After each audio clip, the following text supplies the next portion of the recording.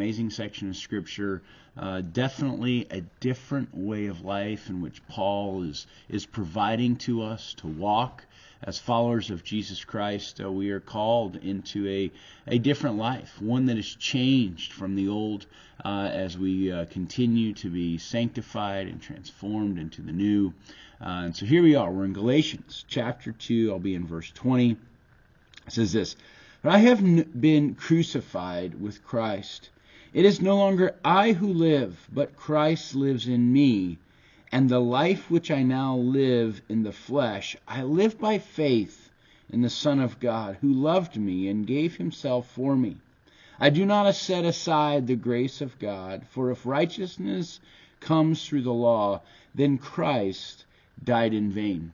We know that Paul has been speaking to the Galatian church, dealing with some false teaching that has been coming and kind of following Paul, it seems like, through all of his missionary journeys. And this would be known as the Judaizers, those who would come and claim, you've got to become a Jew as well as believe in Jesus Christ.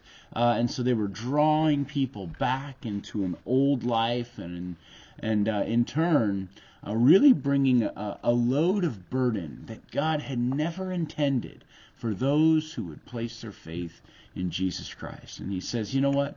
If you go back and you go back to all the rules and the laws and the rituals and people puts that on you, why did Christ die? What was the purpose of it? If there wasn't designed to be freedom from all of the bondage that existed there, he would have died in vain. There was no reason at all. And so that's where he would come and say, you know what? So for me, I live free.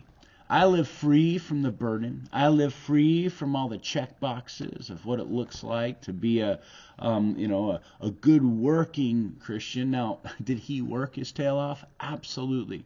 Was it because he needed it for salvation? Not a chance. What did he need? He needed Jesus Christ and him crucified, and that would be it. That would settle the score with God.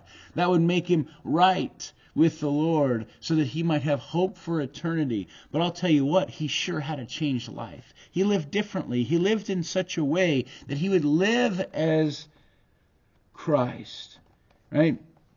That was the idea. I know it is no longer I who live, but Christ lives in me.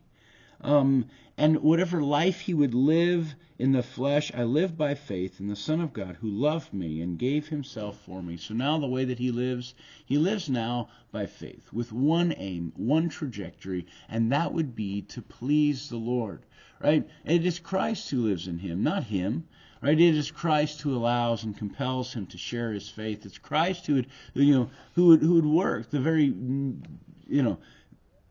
day-to-day stuff that would be before him. And so this is where the challenge comes in for us.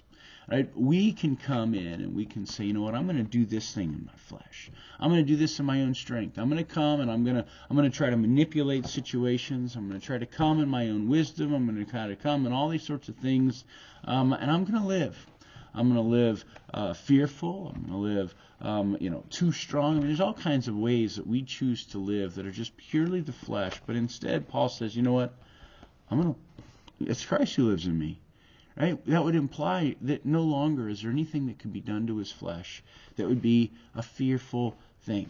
There's no longer any reason for him to take on some of the burdens of just trying to please God anymore, because that was satisfied, not because he did it, but because Christ did it. And that's the encouragement. So don't try to do things to make yourself right with God, or to see that, oh, he's going to be pleased with me today. He loves you more than he always has. And he loves you as much as he always has. You'll never get more of it. It's there. If you're a follower of Jesus Christ, that's the idea, right? That we get to experience the blessing of just being free from going back into all the old ways of life, also going back into ways that we thought we might be able to please God. That was satisfied and done with Jesus Christ there on the cross. So take heart, take courage, be free, and live like that. Love you guys, and God bless you all. Have a